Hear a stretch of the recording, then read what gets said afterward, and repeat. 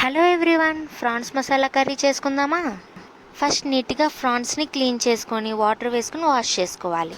ఒక కడాయి పెట్టుకొని salt and పసుపు వేసి మంచిగా బాయిల్ చేసుకోవాలి. మా మమ్మీ అయితే ఎక్కువగా రాక్ సాల్ట్ యూస్ చేస్తుంది, ఎందుకంటే రాక్ సాల్ట్ హెల్త్కి మంచిది కదా. ఎక్స్ట్రా వాటర్ ఏం యాడ్ చేసుకొని అవసరం లేదు.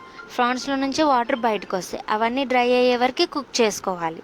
కడాయి తీసుకొని అందులో ఆయిల్ పోసుకోవాలి. మా మమ్మీ అయితే ఎక్కువగా ఐరన్ కడాయి యూస్ చేస్తుంది.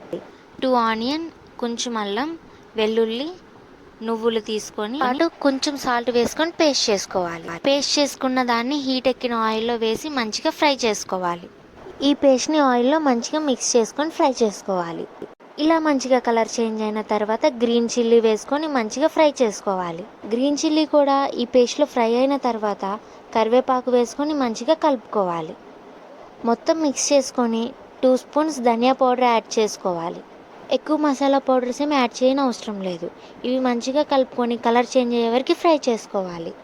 వాటితో పాటు కొంచెం కాజు వేసుకొని కింద నుంచి పైకి కలుపుకోవాలి. ముందుగా బాయిల్ చేసి పెట్టుకున్న ఫ్రాన్స్ అండ్ దాంతో పాటు 2 స్పూన్స్ చిల్లీ పౌడర్ వేసి మొత్తం కలుపుకోవాలి.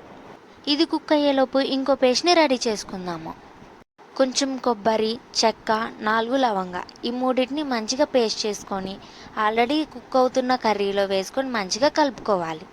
పేస్ట్ వేసిన తర్వాత కర్రీ మొత్తాన్ని ఒకసారి మంచిగా కింద నుంచి పై వరకు నీట్గా కలుపుకోవాలి. 6 to 7 మినిట్స్ తర్వాత కర్రీ మనకి ఈ స్టేజ్లోకి వచ్చేస్తుంది. అంతే అండి, సింపుల్ అండ్ టేస్టీగా ప్రాన్ మసాలా కర్రీ రెడీ. రైస్లో కానీ చపాతీలో కానీ తింటే సూపర్ ఉంటుంది.